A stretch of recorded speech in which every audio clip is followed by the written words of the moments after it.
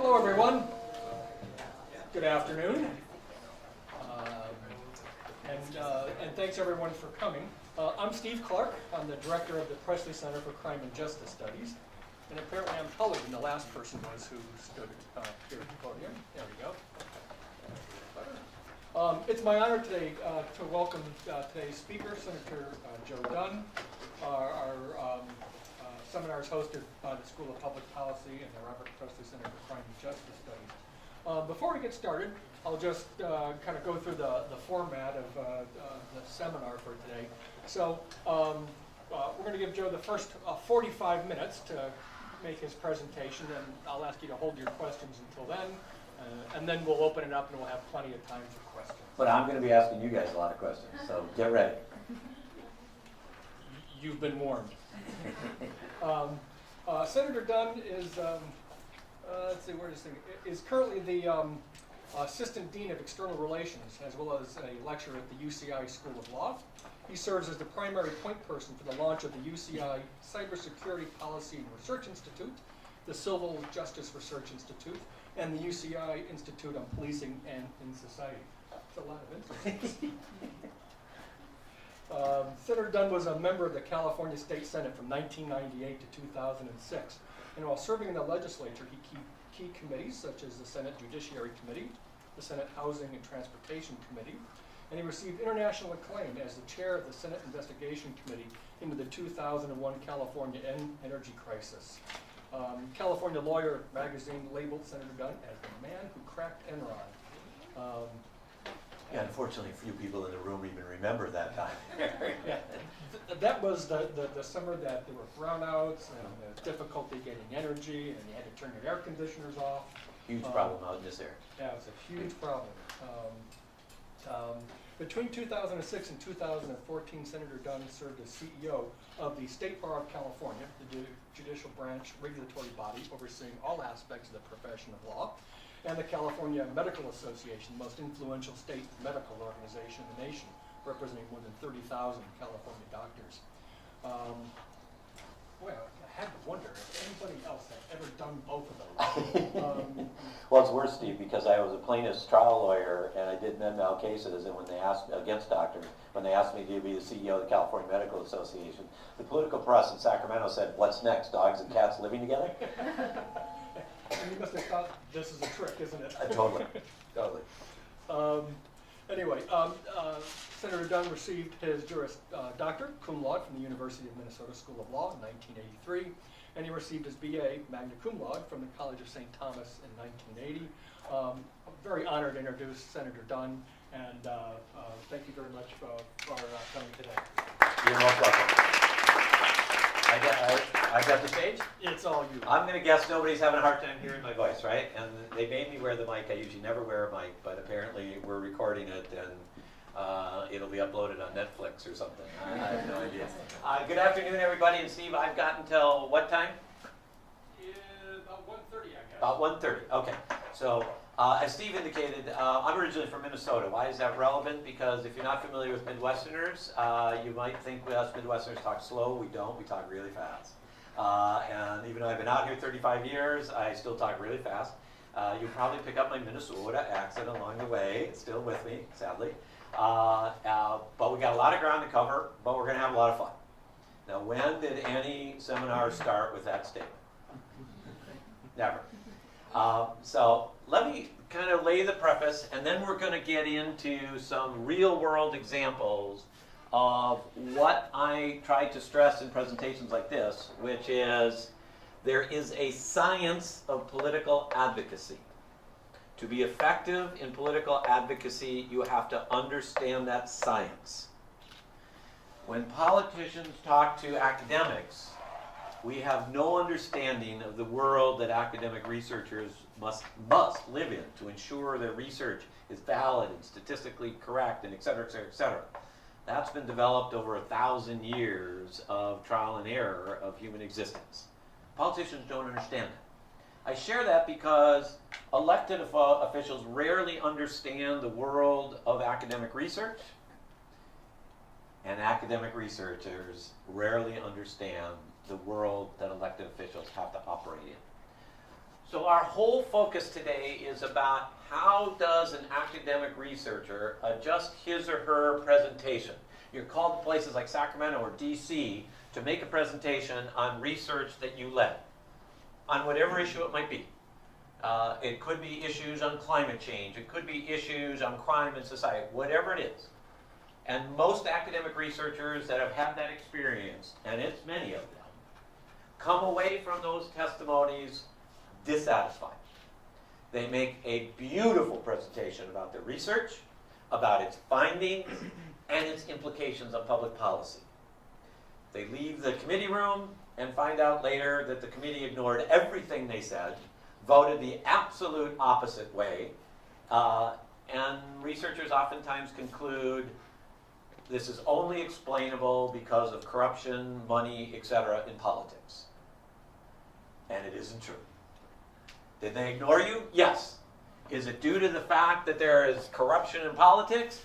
No. Well, okay, every now and then, yes. But for the most part, no.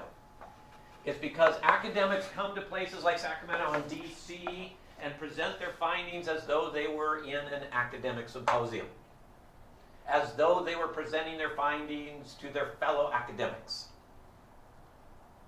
The number of academics that serve an elected office in the United States today is extremely small. I like to say the following. There's an old adage about A students in undergraduate go on to medical school and law school, B students go on to business school, and C students all get elected to the legislature and Congress and run circles around the rest of us. Funny, but there's some truth to it. Why? Because a C student knows I'm not likely to survive in life purely on my intellectual capabilities. Not to say you don't have them, but you've opted to apply your skills elsewhere. What a C student oftentimes knows is how to survive in the real world. It is made up of relationships and connections and those sorts of seemingly unscientific approaches. So the question now is, given all the challenges that we face in society today, do we want to scream at the politicians to hear you as academics more? We can do that. Nobody's ever going to listen. Or we can have the academics use the brilliant minds that you guys have to embrace the science of politics. Notice I did not say political science. I said the science of politics, because there is a science to it. And if you allow your mind to leave academic thinking and embrace political thinking, you can adjust your presentations when you are called to testify on your research and be far more effective. That's what we're talking about today. Okay? Now I want to give you an overall general rule. Most graduate students, it includes medicine and law and public policy and etc., you are taught to think in a linear fashion. The more you go up the educational ladder, the more linear your thinking is. What do I mean by that? A law student is taught to think like a lawyer, as you've heard. That means you examine the facts, you apply the law, you argue a conclusion. It's a linear thought process. A doctor looks at the symptoms, makes a diagnosis, and prescribes a solution to it. It's a linear thought process. And I can probably do that with all the disciplines represented in the room. Politics is the most non-linear thing in life. It does not work on a linear process. But those with well-educated and trained minds, particularly graduate degrees and etc., are focused on a linear process. Being a linear thinker makes a lawyer a good lawyer. Being a linear thinker makes a doctor be a good doctor. It makes us horrible at almost everything else in life. Never try to apply linear thinking to any personal relationship in your life. I guarantee you it will fail miserably. It will fail. So, okay, that's nice chat. But let's drive it home with some real-world examples. You guys ready? We're going to start with a fun one first, because this is going to call on you guys to be my campaign team. I'm going to start with a real-world example in the world of campaigns. This is not partisan, so don't worry about that. And then we're going to go inside an elected body and apply that same sort of experience to when issues are being debated in a political arena. Okay? So let's start with the campaign side. As Stephen indicated, I ran in 1998 for the 34th Senate seat in Orange County. That's Santa Ana, Anaheim, Garden Grove, Buena Park, that whole area of Orange County. About the only place in Orange County in 1998 that a Democrat actually only even lived, let alone run for office. I live in Santa Ana. I'm a Minnesota born and bred kid. If you know anything about Minnesota, that is very deep blue territory. Proud to say in the 1984 Reagan re-election, it was the only state that Ronald Reagan did not carry. So I love it when people from Massachusetts say, no, we're more blue. No, you're not. No, you're not. I come from the world of Walter Mondale, Hubert Humphrey, for those who have watched politics over the decades. This is a very traditional, old school, progressive state, historically. That's my politics. I'm an old school progressive, FDR type progressive. That's me. And he ran for office in Orange County, California, even in that area, Santa Ana, Anaheim, which at the time I ran in 1998 was still considered a safe Republican seat. And there was a Republican incumbent who was very conservative, tough on taxes, tough on crime, fit the district perfectly. Fit it perfectly. I was just too stupid to know we had no chance to win. And I'll tell you right now, the fact we won had nothing to do with me. I was just the idiot who put his name on the ballot. What happened after that, I was just along for the ride. I'll tell you how irrelevant I was. I hired a longtime political consultant, grizzled old veteran. He's still around today. Do you probably know Richie Ross? He is a longtime political consultant for the United Farm Workers, so he is used to guerrilla warfare in politics if you represent the farm workers. He was my longtime consultant. About a year out from the 98 fall election, so it's in the fall of 97, we're preparing for that one-year blitz of a campaign, right? And I had been very successful in practice of law. I decided to take time off, commit 100% to running for office, not knowing we had no chance whatsoever. And I said, Richie, what do I got to do to win this district? I now am ready to go knock on every door. I'm ready to put my soapbox up on every street corner and tell people how I believe. I know they're going to have faith in me and vote for me. He said, yeah, Joe, if you do that, we're going to lose by a landslide. It's a conservative district. You want to talk about FDR politics in a conservative district?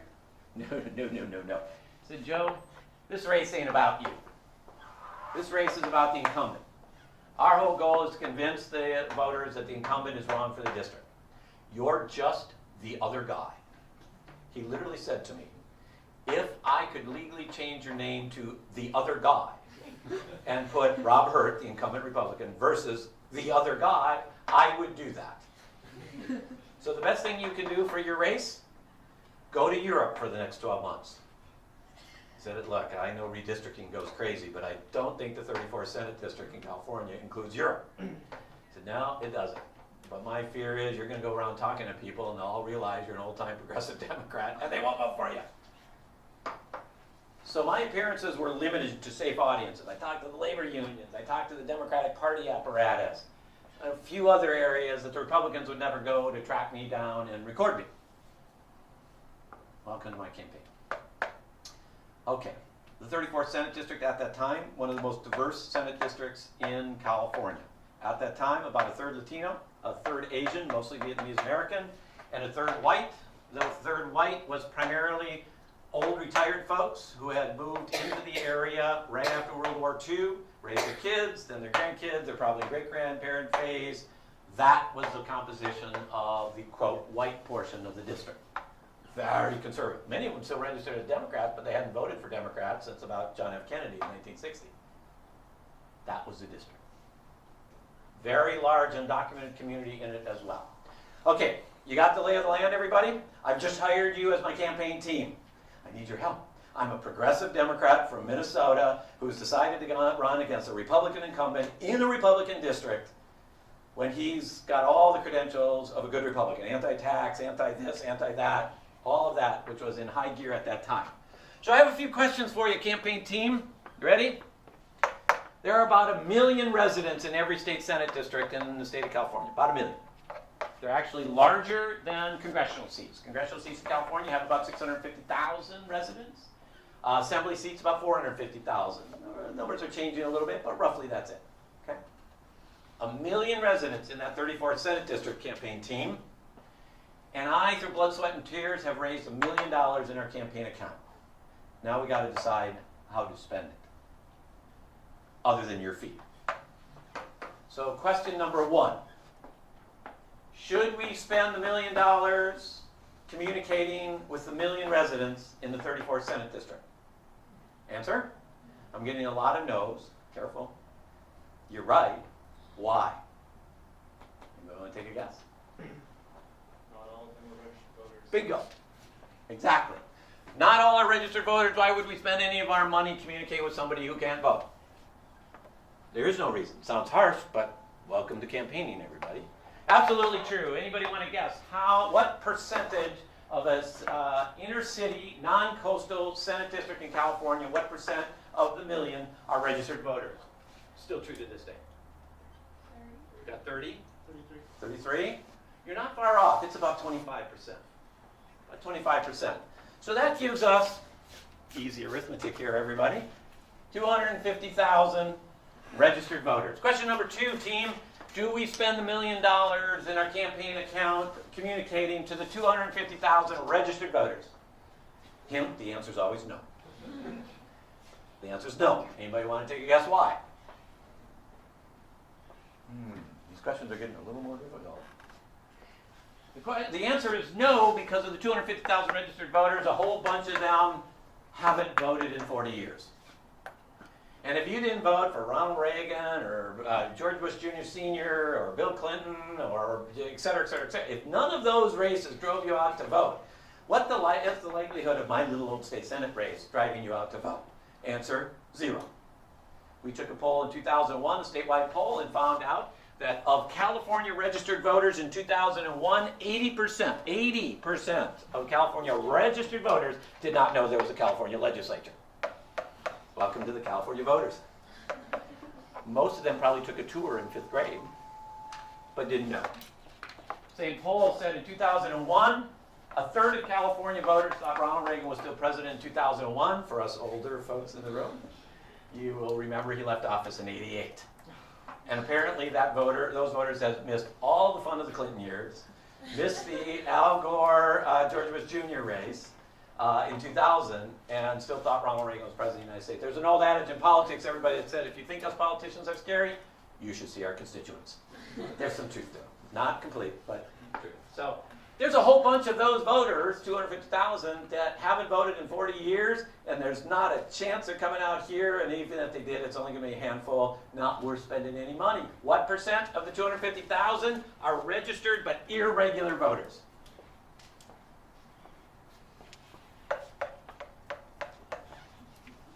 Anybody want to do a shot in the dark? 50. There it is. So we cut it in half. 125,000 of the million residents are registered regular voters. You know what's coming next. So, campaign team, do we spend $1 million in our campaign account communicating with 125,000 registered regular voters? No. Hint, hint, of course, there you got the hint. No, that's right. Why?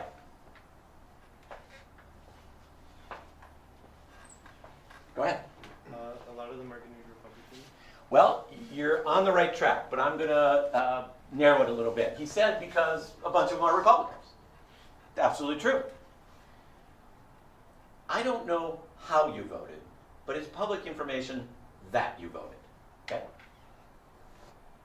But it is clear for those who follow the science of politics in campaigns that of these 125,000, there's a certain percentage on the right and the left that made the decision on who they're going to vote for in my race in 1960. Yep. When I was 2 years old and still living in Minnesota. Wow, that's pretty good forward vision to know a 2-year-old kid in Minnesota is going to move out here and run for the 34th Senate District. How come? Because it's a little less so, but still applies at the top line of any ballot, gubernatorial year or presidential year. But once you move off that line, a whole bunch of voters look for only one thing. If you're a Republican, you're looking for the R after the name. If you're a Democrat, you're looking for the D. And nothing will change your mind. folks wonder, like, we'll go back to Illinois, Chicago, how does the governor he's in prison, running for re-election, and gets re-elected? How the heck does that happen? Because there's so many Democratic voters that only look for the D. They don't care what heinous crime has been committed. They're the D. I'm voting for the D. And the same thing applies on the R side. Okay? Well, wait a minute. Got a problem here, Joe. 125,000 registered regular voters. We know we're going to take some out and not spend any money on communicating with them. But how do we identify those voters that's how they make their decision? There's actually a science to it. And I'll give you an example on the right and an example on the left.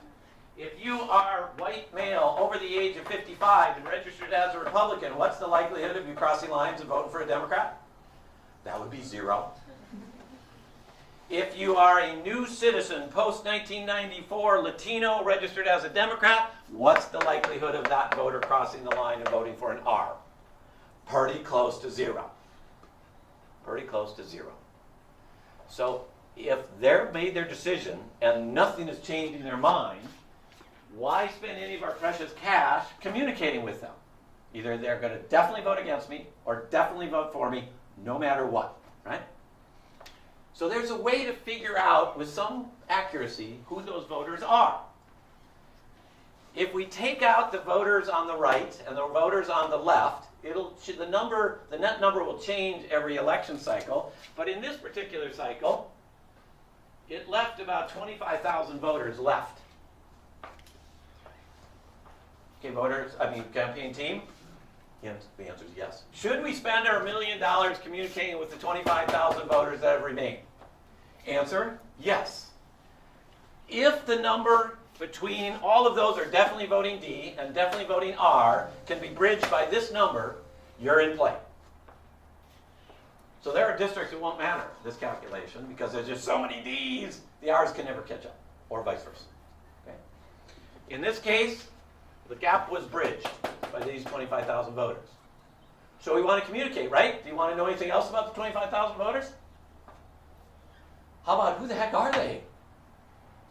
Almost every one of them that year were women over the age of 60, regardless of party affiliation. That was the universe of these 25,000.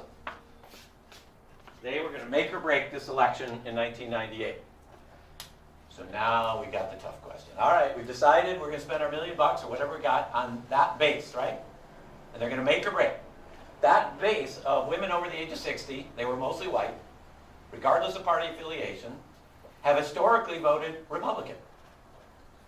What are we going to tell those women, 25,000 women, about me that will cause them, they all voted for the current incumbent, first time around, what are we going to tell them to get them to depart that guy and vote for me? Suggestions? What do we say to women over 60 that will get them to vote for me, given the dynamics? Anybody? He's a sleazebag. Which one of us? Yeah, you go negative, okay. Pretty standard stuff. What else should we say to them? What do women over 60 care about? Kids. Kids? Grandkids? Issue, we want safe neighborhoods because I worry about my grandkids walking to school kind of thing. Yeah? Not bad. Wrong, but not bad. Healthcare. Social Security. Now it's a state legislature who has nothing to do with Social Security, but the voters don't know that. When I was a state senator and introduced, the number of times I was asked, oh, you're a state senator, how do you like serving with Dianne Feinstein?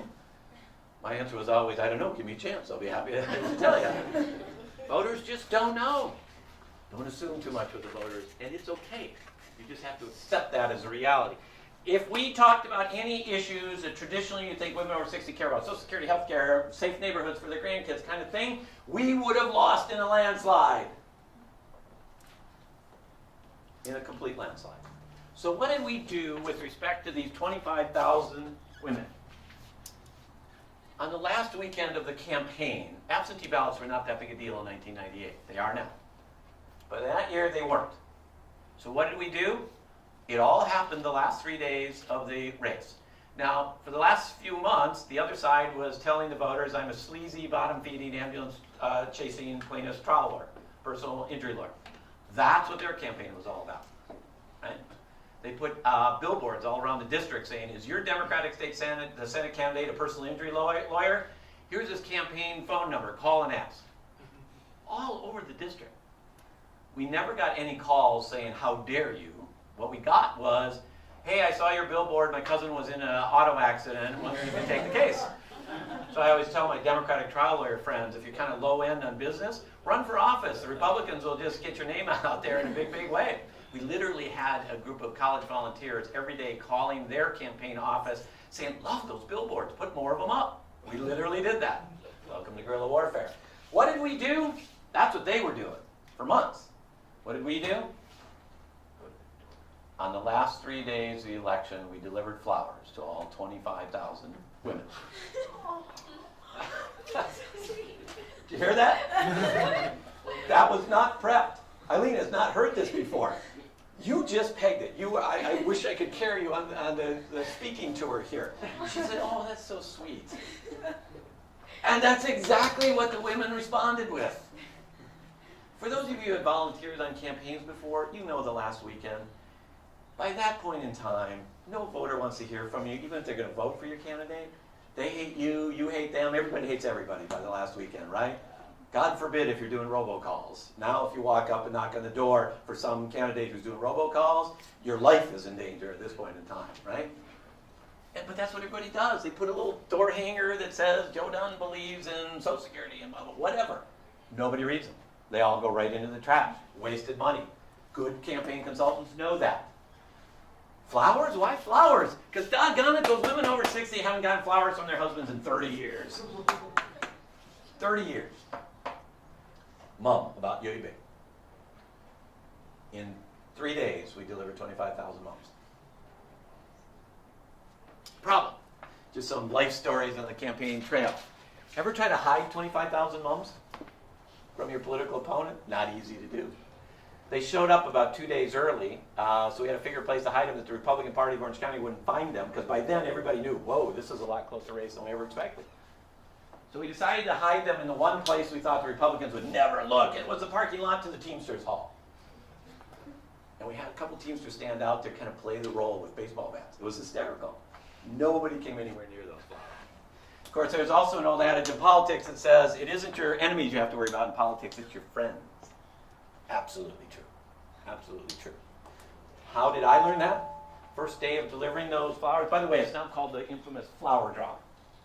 That's what it is. And it's studied in political campaign training sessions and et cetera. It was a lot of the labor volunteers that delivered those flowers that weekend. They drive up with their pickup trucks on Saturday morning, we fill the bed, and here's the precinct map, here are the addresses, go deliver the flowers.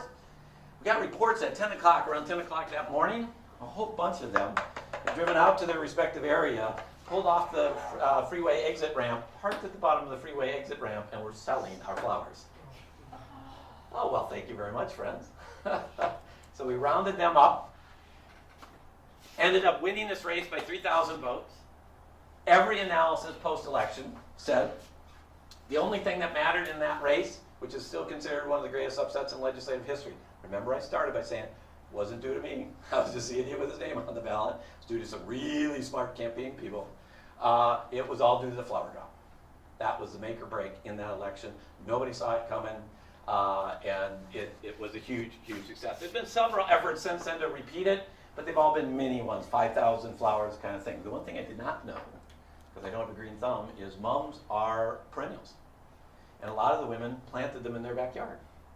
And for my entire time in the Senate, every week, a woman would show up at our district office with part of that mum sliced off, planted in a little pot. Our district office was filled with mums the entire time I was in the state Senate from that little stump.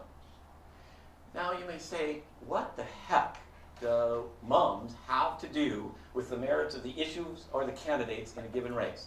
The answer, absolutely nothing.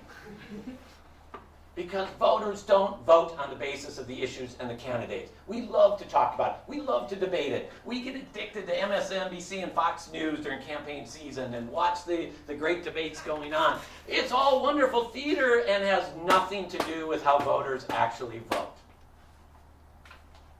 There's a science to how voters vote. Particularly folks who are really smart hate it. It's irrational. Not really. Not really. Voters don't vote with this. They vote with this. That's why Eileen's response was so perfect. And the timing was dead on. How sweet. The only folks that this strategy angered were the husbands. But guess what? They were white males over the age of 55, registered as a Republican. What did we care how they were? They're going to vote no. I don't care if they vote no happy or vote no pissed off at us. We don't care. Didn't matter. For the women, it did. It touched a nerve. They said, and all the cards said, this is all these women heard from our campaign. The little card in the mums said, hope you'll consider me for state senate on Tuesday, signed Joe Dunn. That was it. Those, whatever they are, 10 words, were all that those women heard from our campaign. And they heard a lot about me being a low-life ambulance-chasing personal injury lawyer from the other side. So welcome to campaigns. It's not about the merits. So let's go inside public policy and take that non-meritorious approach. I'm going to give you one quick example, then a little bit bigger one. We're going to do this in 20 minutes, and then I'm going to drag you back into participation. So I want to tell you a true story. There's been a long-standing problem in the Central Valley, but specifically this one is that every year we lose about 25 farm workers that die in the field due to a lack of shade and water. It's been a long-standing debate. And the United Farm Workers, the biggest advocate in politics for the farm workers, every year for 15 years introduced a bill in Sacramento to solve this problem. Obviously, you don't have to be a farm worker expert. It should be relatively easy to solve. If the temperature goes above X, let's provide shade and water on the field. Pretty easy, right? So the farm workers introduced a bill to try to get that requirement that I just described into the health code. It failed. They tried to get it into the employment code, to the civil code. You name the code under California law, they tried to get it in there. Mandating on the growers that they have to provide shade and water if it's above, and we can debate what degree, but we can come to some resolution on that. But they lost every single time. It's not because folks didn't think it was a serious problem. Of course it is. Sometimes in a real hot summer, it'll be 35. Cooler summer, maybe 15 or 20, but roughly 25 a year. The reason it failed all the time is because everybody was focused on the merits. The problem is that the biggest political force in the Central Valley then and now are the growers. There are several Democrats that represent districts in the Central Valley. They love the farm workers. They support the farm workers, unless the growers come into their office and say, we're going after you over this issue if you vote yes. And if the growers combine their resources, they could probably take out any Democrat in the Central Valley. So the Democrats that hold office there have to be really careful. They want to be with the farm workers, make sure the farm workers have a fair deal, but they can't go so far as to ignite a fire under the growers. So the way that most Democrats handle that from Central Valley, and there's aren't that many, growing number, but not that many even today, is to simply not be there when the key votes are cast. They never vote no. They just aren't there. It's a strange flu that strikes every time this bill is up before a committee. They don't vote no. They just don't vote. But unfortunately, every year that means the bill was a few votes short and would die every single year. Okay, if you drive through the Central Valley today, you will find provisions for shade and water in the field. Well, sounds like there was a solution, Joe. There was. But nowhere based upon the merits. What happened? The farm workers decided we're going to stop listening to the lawyers and give this issue over to some young creative thinkers who are not stuck in the usual merits-based approach to politics. Find a creative solution to this. And one of the enterprising young non-lawyers back in the early to mid-2000s discovered an obscure felony provision under California law that in lay terms says it is a felony in the state of California not to provide shade and water on a daily basis to circus elephants. Wow, that's a pretty weird one. I'm a criminal justice major. I've studied the criminal justice system. I've never seen anybody in prison for that one. Won't surprise you that no one has ever been prosecuted under that provision that was enacted in the 1920s. You can imagine what happened. The circus was in Los Angeles. They left some of the elephants out of the tent on a very hot day, didn't give them shade and water provisions, and the elephants died. It was a front page LA Times news story in the 1920s. And you know us politicians, when there's a front page news story, we jump on it in a nanosecond. And the legislators did, and within days there was this new felony provision in California. To the best of my knowledge, since then, no circus elephants have died in California due to a lack of shade and water. So the enterprising, creative person trying to solve the farm worker problem said, let's stop with this mandating on the growers a requirement that you provide shade and water on hot days. Let's just do a 2-word amendment to that felony provision. And if you look up that felony provision today, it says in lay terms, it's a felony state of California not to provide shade and water on a daily basis to circus elephants and farm workers. What the heck do circus elephants have to do with the merits of this serious problem of farm workers dying in the field? Answer, nothing. From a merits-based analysis. But from a science of politics, it has everything to do with it. Why? Because when the fight was between the growers and the farm workers usually lose that fight when the growers flex their muscle. What that creative approach did, it changed the debate from growers versus farm workers to growers versus circus elephants. And there's another old adage in politics, if you ever want to win your issue, wrap it around an animal. Because no elected person can vote against an animal.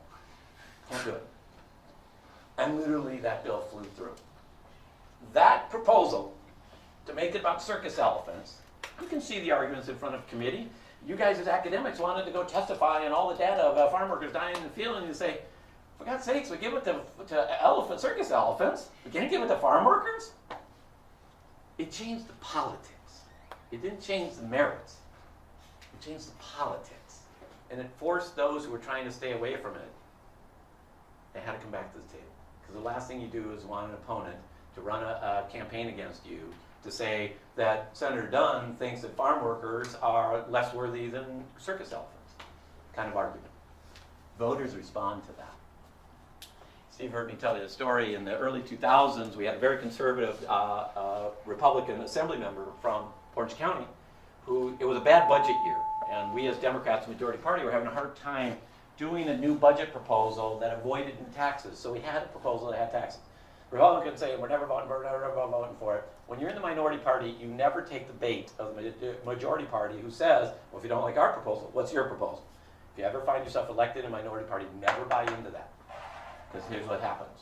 That very arrogant conservative assembly member from Orange County decided to heck with the Democrats. I'm going to propose my own budget proposal, and I'm going to show how we're going to do this. We're going to balance the budget all in cuts.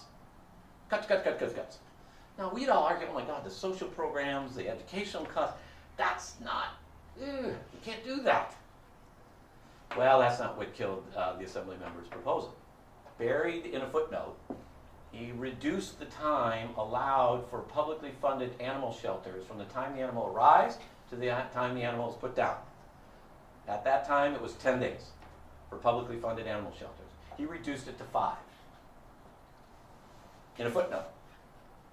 We're going, because voters hate taxes, including Democrats, we're going, how do we kill this thing before his proposal before it gets too far? We zeroed in on that footnote. And we told the press that that assembly member was a puppy killer. Headlines next day. Orange County assembly member labeled puppy killer. That phrase followed him the rest of his career and caused him to leave politics. Nobody cared, sadly, about the education cuts and the social program cuts. But when it came to puppies, over my dead body is anybody going to kill puppies? It had such political bite to it that every other Republican publicly opposed that guy's budget proposal. You never see that happen, right? Because they're all fearful of getting labeled as puppy killers. Okay, so always remember, if there's only one thing I want you to remember from today, it's circus elephants. I've got more to go, but that one I want to stick, because it's a reminder that in politics, it's more than just the merits. Not that the merits of your proposal don't count, but there's a lot more involved, all right? So I want to take you back to 2007. And we're going to do this quickly because I want to end with one more participation one, which will drive home the lesson for academics. 2007, Arnold Schwarzenegger is governor. Economy is still good. It tanked the next year, 2008. Arnold was on the top of the opinion polls. He had almost 70% approval rating. I could poll Mother Teresa, and she's not getting 70%. That's how high he was. If you're a governor or president and your approval ratings are that high, you are in a really powerful position. Nobody wants to touch you. That's why all the Republicans now are predicting in DC, whatever your politics are, if Trump hits about 30 or 31% approval rating, the Republicans will propose the impeachment articles. That's what they're watching. They're not watching did he violate the law and et cetera. They're watching his approval ratings. That's what it's all about. Same thing happened to Nixon in '74. The Republicans abandoned him when his approval rating went below 32. Why 32? Because there's a science to that. Okay, so Arnold was really powerful.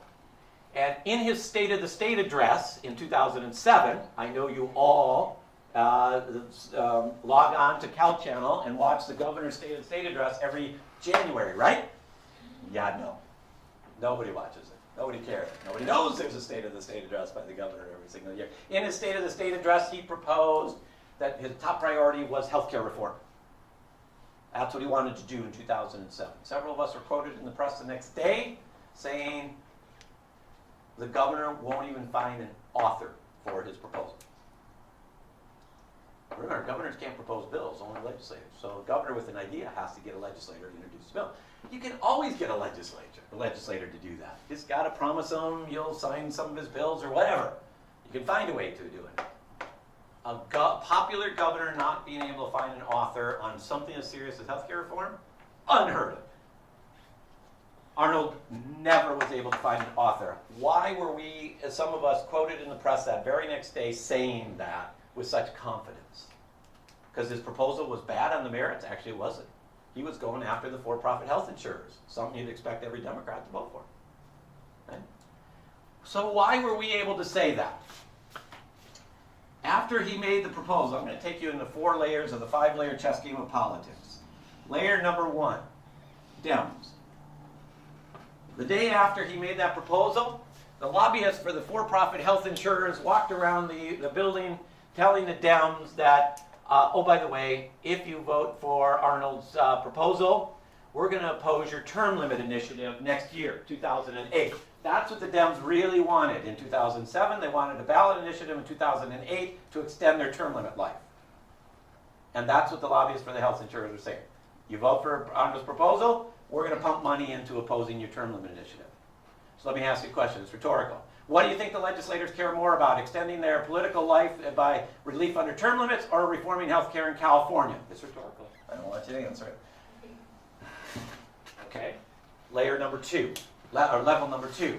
That was a problem with the Dems. The Dems were never touching Arnold's proposal, right? Okay, well, let's go to the next level down. The Speaker of the Assembly that year was facing term limits in a year, 2008, and he already announced what he wanted to do. He wanted to run for mayor of Los Angeles. Well, you can't win mayor of Los Angeles as a Democrat without huge labor support. So, if labor theoretically were going to oppose Arnold's proposal, what do you think the Speaker cared more about? Getting elected as mayor of Los Angeles or reforming health care in California? Rhetorical. So if he's going to be dependent upon the labor unions, and apparently they're going to oppose, why were the unions opposed to Arnold Schwarzenegger's pretty left-leaning healthcare reform proposal? Well, that's supposed to say union there, in case anybody's wondering. Well, the unions nationally were developing a strategy for the 2008 presidential campaign. This is 2007, the last full year of the Bush administration. They had a strategy. In the 5 battleground states that were going to make or break the 2008 presidential race, the unions had a plan to run healthcare reform measures in each one of those states on the ballot in the fall of 2008.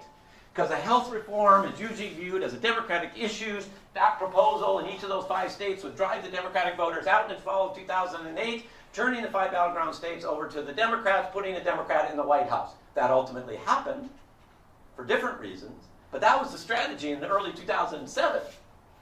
So what do you think the unions cared more about? Reforming health care in California or putting a Democrat in the White House in 2008? Let's go one more. What the heck was Arnold up to with that proposal? Arnold always, when he was at the height of popularity, kept talking about running for president. Well, he can't. He wasn't born in the United States. So he focused in on one of the U.S. Senate seats in California. And he was looking to run against Barbara Boxer in 2010. That's what he wanted. Okay? Well, he had a problem. He's a Republican in a Democratic state. If you're a Democrat in a Republican state, the same problem applies. To win as a Republican in a Democratic state, you got to run on Democratic issues, or you have no chance. What were the issues? He was going to do environmental. He had done some environmental work in 2006 with the legislature. He was going to run on health care reform. And in 2008, he wanted to do education reform, if he got there. So Arnold proposed this health care reform as a way of laying groundwork for his 2010 race against Barbara Boxer. So let me ask the fourth rhetorical question. What do you think the Dems in the legislature cared more about? Stopping a very popular governor in 2007 from running against Barbara Boxer in 2010, or reforming health care in California? They cared more about stopping Arnold Schwarzenegger. And they told him point blank, we're never, ever voting for your health care reform measure because we're never empowering you to run against Barbara Boxer. So, guess what? Arnold never found an author. Now, you want, as academics, you want to look at the merits. There must have been something wrong with the proposal. Oh, no. It was a really solid proposal. But if you didn't know the Dems were looking to extend their term limits in 2008, you did not know the Speaker of the Assembly wanted to run for mayor of Los Angeles, you did not know that the unions had a 5 battleground state strategy for the 2008 presidential race, and you did not know that Arnold Schwarzenegger was planning to run against Barbara Boxer in 2010, if you did not know these, you had no idea whether Arnold's health care reform proposal had an opportunity to survive. The answer was no to every one of these, and nobody took up his bill. Nobody. And notice, I've never, other than to say it went after the health insurers, I didn't tell you anything else about the merits of it, because it didn't matter. The politics were lined up against it, and there was not one of these factors that Arnold could control. Not one. And his idea died. So let's finish with bringing you guys back into the discussion. And now, I'm going to take all of you, whichever your respective discipline may be, because this applies to any discipline within academic research. But I'm going to do it for climate change. We're going to take that issue. All right? Let's assume you've done research on climate change. And you've been asked by a big environmental group to come to Sacramento and testify on their climate change bill. And you've done amazing research on that. The environmental committee, I'm just going to make up the numbers. Here's the dais. Sorry for my bad thing. There's the chair. He's a Dem, or she. And she has 3 other Dems on the committee. 4 Dems, and there's 3 Reeves. Okay? Welcome to Inside Speak. Dems and Reeves. Okay? That's the dais. Here's the witness table. There's you. Testify. On this bill, you're supporting the bill, you hope it passes. Let's say it's sponsored by the California League of Conservation Voters, CLCV. Very powerful environmental organization in California. That's the scenario. You're asked to testify on your climate research.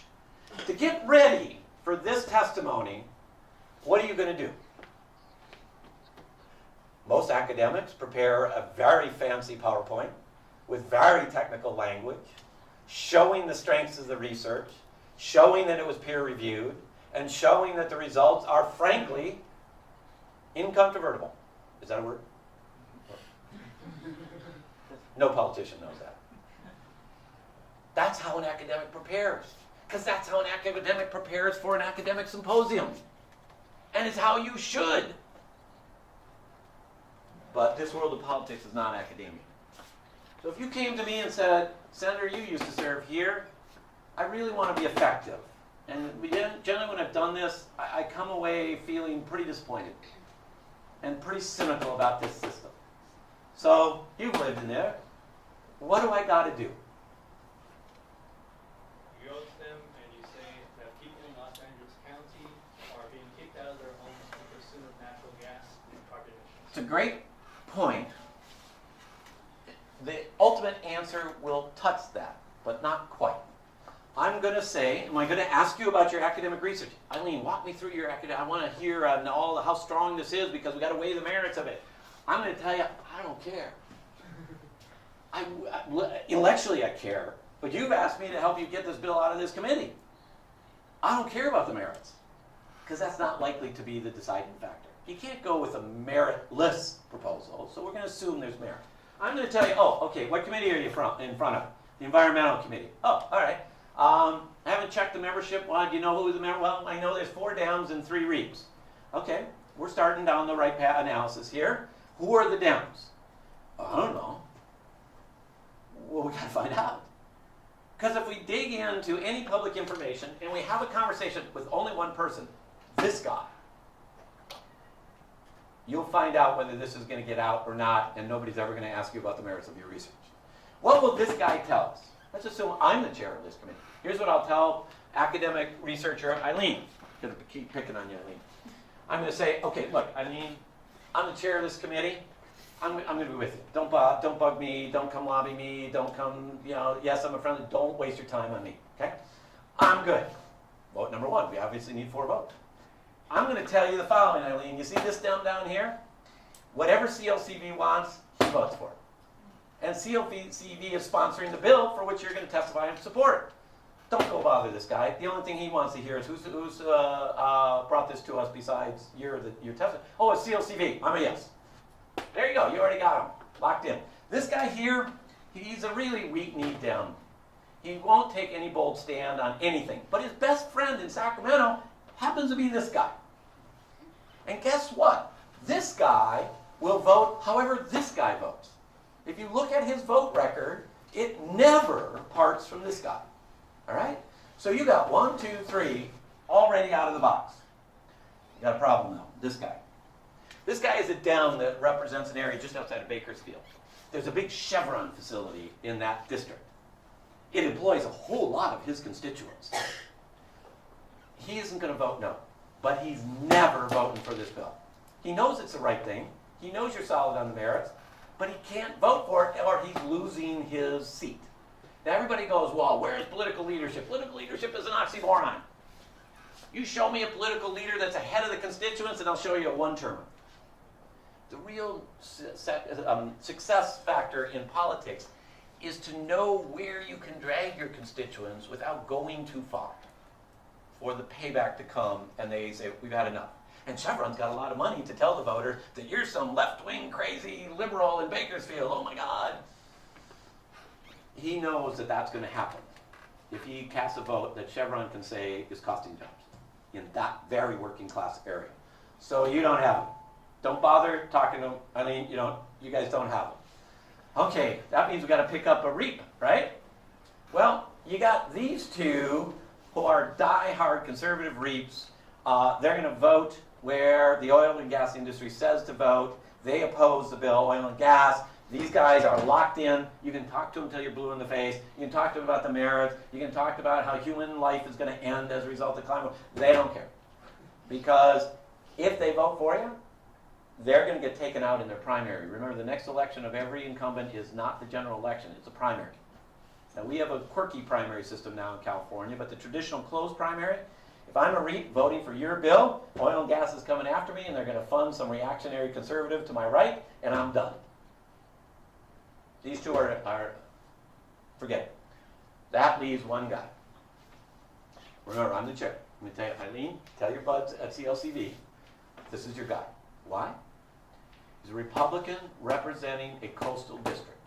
A coastal district that has a big pier with Ferris wheels and all kinds of big tourist attractions. What global warming will do, even in its early stages, is raise the ocean level enough to wipe out his little tourist district here. That is the most popular thing in his district. Okay, it's up along the Central Coast, beautiful, not very many constituents, but this is the big economic driver. So here's what I'm going to tell you to do. I mean, you want to come and talk about your research? Forget it. You want to come and talk about what your research says is going to happen to this guy's district. Why is this guy going to care? It's in Sacramento. Who's watching? Every committee hearing in Sacramento is now televised on the Cal Channel. Oh my, his constituents are going to watch the Cal Channel. No, they're not. What he's worried about is that you're going to get access to that film because it's publicly available, and you're going to use that to say this guy is voting to lay off through climate warming a whole bunch of jobs in this district. And you're going to make a commercial around that. You're going to have your own videotapes there.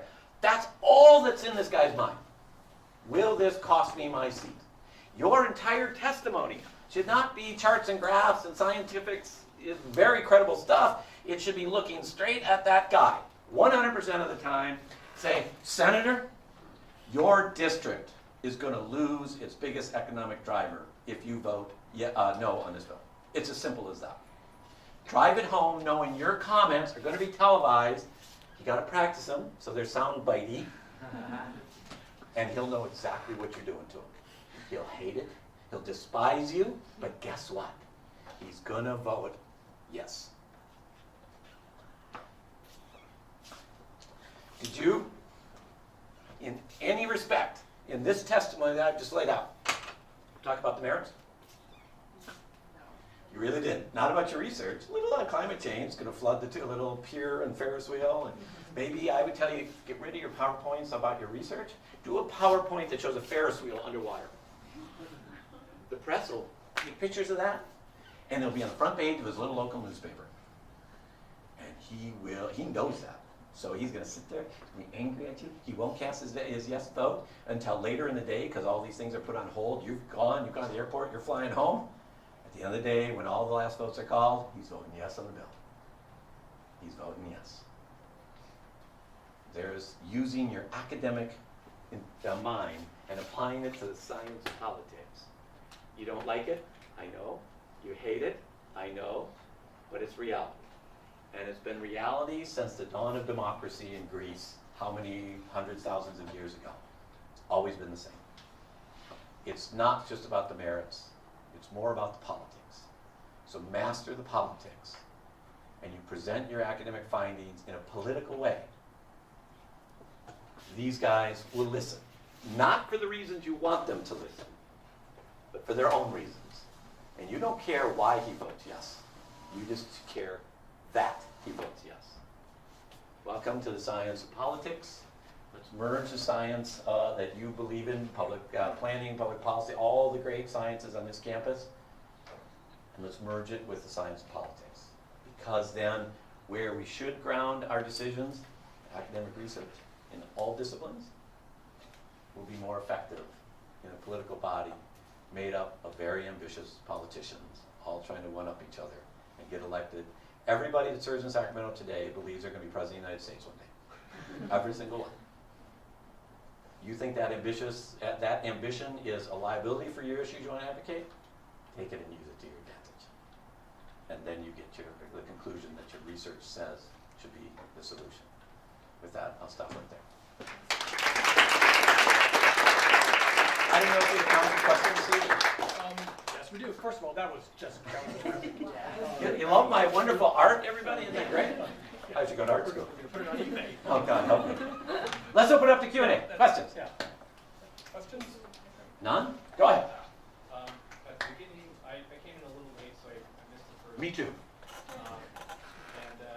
I walked in and I heard that politicians vote in their own interest, and it's not necessarily based on the merits, and it's not because of corruption. But isn't their personal ambition and corruption of what they're supposed to be doing? Okay, let's separate that question. What you probably didn't hear is, despite how the press loves to play it, the amount of corruption in politics is actually small. The press zeroes in on it, and the average voter that's not very in tune, which is the average voter, believes that's an across-the-board situation. It's not. Every profession that we know of has a level of corruption. Lawyers, doctors, engineers, you name it. There's bad actors in every profession, and there are in politics. We're just more on display. When a lawyer does a bad thing, it might or might not get to the press. When a politician does a bad thing, it's always in the press.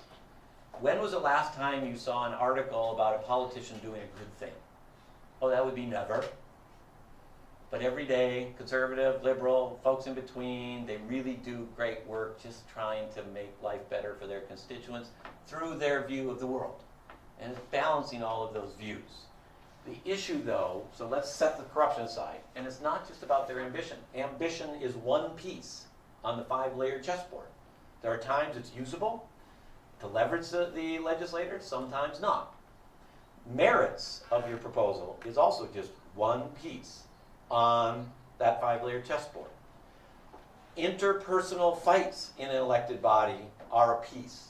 For example, let's assume that I've erased it now. I'm the chair of this committee. Eileen's group has picked Senator Steve to be the author of the bill.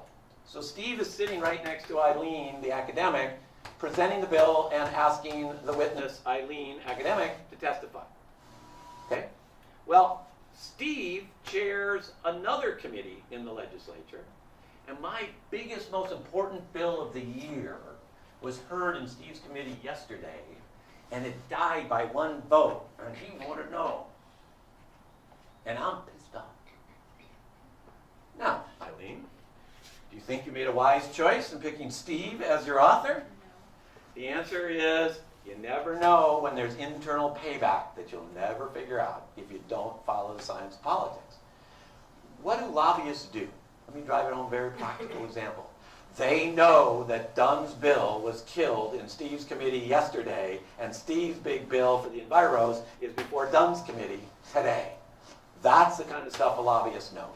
And they got 24 hours, if they're working with Eileen and the League of Conservation Voters, they got 24 hours after Steve kills my bill in his committee to figure out how to neutralize that before I exact payback on Steve's bill in my committee. There has to be part of that. It's power politics. That's what politics are. It's legalized warfare, as some would oftentimes say. It's power. I got to send a message to Steve.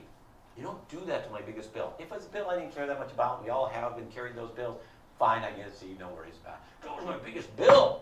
I was going to run for re-election on that bill, and this guy killed it. I got to send a message to Steve. Now, you don't like that, nor does CLCV, but I got to send a hard message. Steve, don't do that to me again. Okay? I know you don't like that. It shouldn't be part of it, but it's life. So a good lobbyist has to figure out in 24 hours, how do we negate the fact on this bill that Steve killed Joe's bill yesterday? It's those sorts of dynamics. It really isn't about corruption.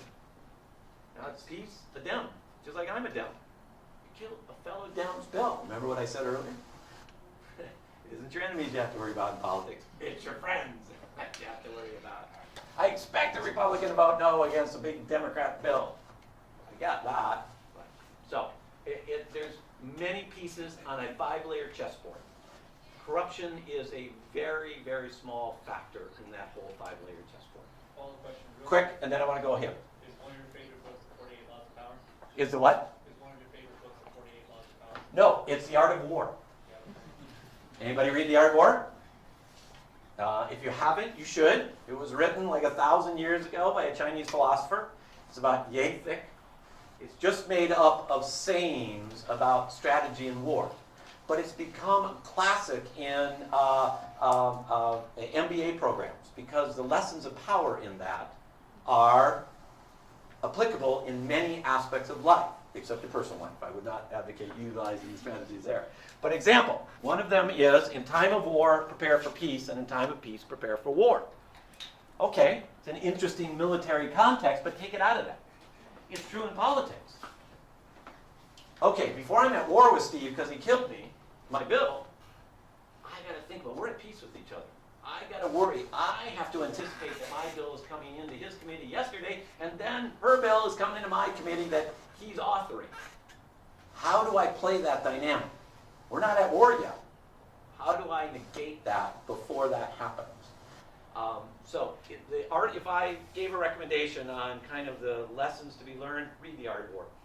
Published 1,000 years ago. It was available at Barnes & Noble then. It's still available at Barnes. You could go to the closest Barnes & Noble and you'll probably find The Art of War.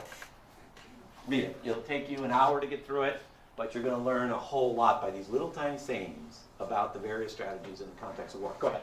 So it seems like you're giving us like a very like internal view of politics, and there is like a very stark disconnect between what we see and what a political staffer might see or an elected. Right. So like, how do you recommend that like we as like policy advocates, like what can we do to get more in tune with that? Like what resources? It's a great question. It's a great question because I know you're not going to go move to Sacramento or DC and track bills going through. I get that. You can actually do it online for congressional bills, Sacramento-based bills. You can track them online now. It's very easy. They've made it that easy. But the answer really comes down to the following. Quite simple message. If there comes a time in your career, and there probably will, if you remain as an academic researcher, that you will be called to give testimony in places like Sacramento and DC, or it might even be the Board of Supervisors or City Council. Before you go testify, remember circus elephants. Remember that the decision-making process is going to be different than what you as an academic researcher wants. And make inquiry before you go and start preparing your testimony. Before you do that. In Eileen's case, I would have said, you need to talk to the lobbyist for CLCV and get the lay of the land. With the first question being, who on that committee am I speaking to? You would think on the national, I'm speaking to the whole committee. No, you're not. Most of them aren't listening to you. A whole bunch of them probably won't even be there for your testimony. There's one person up there. It happens. You want to know who you need to cater your comments to. And in my hypothetical, they would have said that Republican in the coastal district. What should I say to him that will likely affect his vote? A good lobbyist will tell you, don't give me a bunch of scientific charts on the effects of climate change, etc. Anybody participated in the science march like a month ago? Great. Almost every one of those had, at the beginning, you know, the rah-rah that you got to do to get everybody charged up. Folks in lab, because the one thing I did discover about academic researchers on Science Day, you guys make great signs. They are some of the funniest political signs you could ask for that nobody in politics could ever come up with. Every one of those launch when you gather here, and before we start marching, we're going to have some speakers, and usually it's a few elected, and yada, yada. And every one of them had scientists who testified, because that's what it's all about. And a lot of scientists in the parade route, a lot of non-scientists, a lot of folks who just want to march for marching's sake because they're unhappy with the current administration. So I'll join the scientists. The scientists gave these really, really, really technical presentations about, say, climate change and its importance of people in Congress that are listening. If we were standing out there that day and in front of an academic symposium, they would have been brilliant presentations. But all these charged up activists, including the scientists, they wanted to get energized and go march for a mile, right? Raise their voice. Everybody's falling asleep. I was at one of those and asked to speak, and I said, guys, they had 4 scientists who were going to speak, one after the other. I said, oh my God, we're going to lose everybody here. So I said, take me, I was at near the end, put me in the middle. So I'm one of those politicians who love to get you all charged up and chanting and all that stuff. At least let's kind of re-inject them before we go to scientists 3 and 4. Because the last thing scientists are good at is revving up a political crowd. It's like, oh, Jesus. Anyways, it was them in my world. It'd be equally as stupid for me to try to stand in front of a room full of academics and talk about some really important scientific issue. I'd look like an idiot. I'd give this presentation at an academic symposium and I'd get thrown out. With good reason. So it's not that challenge. One last question. Go ahead. We'll take that one too then. Go ahead. You talked about how people aren't really voting. How do you think that we can get people out voting again, number 1, but voting, number 2, not necessarily for their political parties, but more on merit and more critically than they have? Let's start with the second half of that. I'm going to say something that you're going to think is cynical, but it's not. It's just being real about the reality of the political world in the United States. You are not likely ever to get voters to zero in on the merits of the candidates and merits of the issue. Yes, you'll get voters talking about that, but they won't vote that way. They've never voted that way, and there's nothing we are going to do to change the approach millions of voters take when they actually cast a vote. I would recommend you take your academic research mind and accept that as reality, and then manage it so that those voters come out with a conclusion that will allow your academic research to be embraced by the elected policymakers. That's what the real challenge is. So now let's go to the first question, is how do we get more residents to register as voters who are qualified to, and et cetera, et cetera. This has been an issue that has bedeviled every democracy on planet Earth since the dawn of democracies. Thomas Jefferson complained about his voters, Democratic voters. They don't come out to vote. They don't register to vote. there's another adage in politics where Republicans, their political DNA says it could be a special election for dog catcher and they're going to go vote. And if they can vote 3 or 4 times, they do that too. For Democrats, traditional Democrat, it's, I know it's election day, but there's something good on TV. I'm going to watch TV. Democrats, by their DNA, have to have generally some motivation to go vote. There's some loyal Democrats who vote just like a Republican in any election. But there's a whole lot who really are lazy voters. Give me a reason to go out and vote. Well, Hillary versus Donald Trump. I'm not inspired by Hillary. Why should I go, well, good, Donald Trump was going to be elected. Yeah, well, they come, they go. It's that kind of answer. Now you think, why are Democrats like that? If you think about the composition of most Democrats, we tend to be lower working class in mass. There's certainly broad exceptions to that. But at its roots, it's been a very working class party. When you're in a working class party, especially today, go into my city of Santa Ana, you got moms and dads there working 3 jobs just to keep a roof over their head and food on the table, and they're going, elected Dem, elected Republican, doesn't matter, my life ain't changing. So why should I go vote? I registered when I became a citizen or whatever, when I turned 18 or whatever. In my life, I'm working 3 minimum wage jobs just to feed the kids. Hillary ain't going to change my life. Donald Trump ain't going to change my life. And all the bigger questions everybody's debating may be important, but not my life. That's the problem within the Democratic ranks. And it's not a criticism. I get it. If I'm working 3 minimum wage jobs 7 days a week to put food on the table for my kids, voting, we can all make an argument of why that's exactly what you should do is go vote. But for somebody who's just wondering whether they're going to be able to pay the electric bill, voting, not a big deal. How do you change that? There are times that just happen. You wish you could predict them, but you can't. And we're in the middle of one right now. And it didn't get caused by the November election because it was already growing, that there was something going on. I can tell you exactly when we started picking up in politics. But November outcome was a spark. We could have organized the science march last year, April of last year, and we would have gotten 5 people out there. One who's wearing a tinfoil hat thinking the CIA is following them. You get some crazy people. There were really serious people out there this year, which would have never happened a year ago. That was inspired by the outcome of the November election. Like it, dislike it, doesn't matter. That was inspired by it. I give another speech. Don't worry, I won't bore you with this whole thing, but let me give it to you in 30 seconds. We are at a unique time in political history in the United States. We are about to emerge into the 4th political movement in the history of the United States. There's been 3. The original political movement, which was based on an agricultural-based economy, very conservative, focused on protecting property, because that's the only way an agricultural economy can work. And political movements get their extreme when they're about to die. What was the extreme of property rights? You all know. Slavery. It became the extreme. Resulted, among other reasons, the Civil War, etc. But something else changed. The underlying economics changed in the mid-1800s, and we started to travel in economically to the Industrial Revolution. When the economic situation changes, politics change. Anybody know what political movement was in response to the harshness of the Industrial Revolution?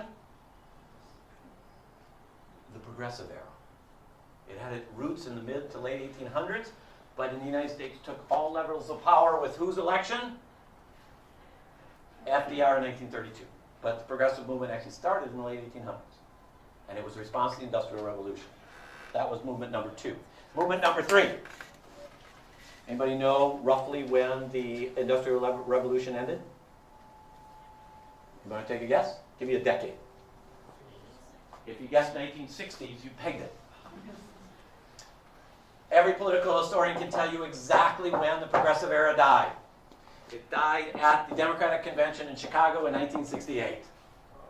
For us oldsters in the room, we remember watching this on TV. That's when the economic progressives and the social progressives declared war on each other. It really happened because the Industrial Revolution had come to an end. We had started to emerge in a new economic environment, which is more free market. and it gave birth to the third political movement in the United States, which is considered the modern conservative movement. And it led to the election of who? Ronald Reagan in 1980. But every political historian will tell you the third political movement, the modern progressive era, died in 2008. And it would have died even if Barack lost to John McCain. It was dead because the underlying economics changed again in 2008. Nobody knows quite how to define the economy here post-2008. But we do know the following. You are seeing the fourth political movement start to emerge. Always in fits and starts. Remember, the progressive era didn't start with 1932. That just was the absolute blossoming of its power after decades. The Millennial Generation, many of you, by luck of the timing of your birth, you are on the front leading edge of the fourth political movement in the United States. Every political movement has a certain theme to it. Conservative in the first one, left-leaning in the progressive era, conservative in the Reaganish era, and we're about to go left again. Not the left of us old progressives, but a brand new left, responding to today's economic times, dictated by student debt, uncertain employment. Even if you get a job, you can almost guarantee it's not going to be your lifelong job. All those uncertainties are driving. Anybody know where the first hint of the fourth political movement first surfaced? You all know it.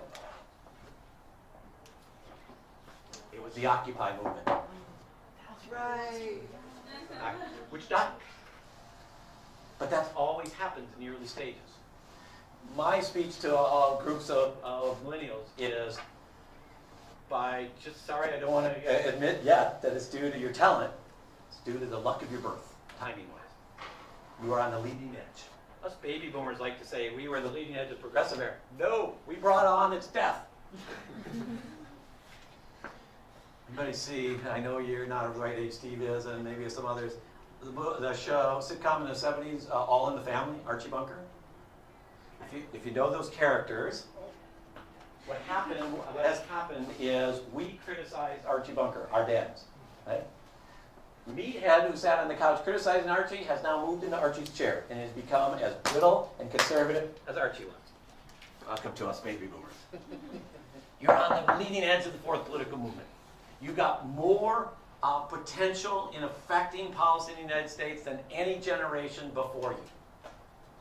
I know you're not aware of that. You don't see it, but it's true.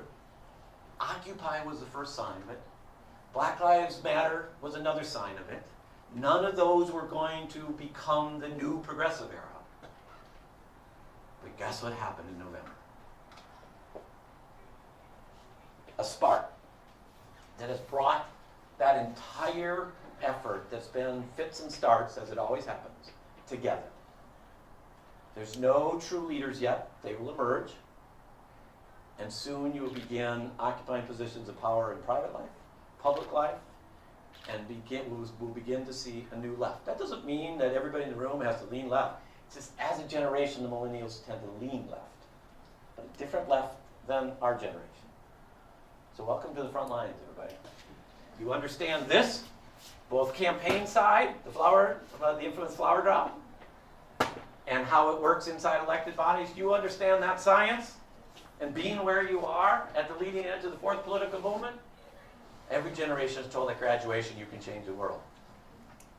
You actually can change the world because the circumstances have come together, and just dumb luck of being born when you were, you're on the front lines. With that, I better stop there, Steve. Thanks, everybody.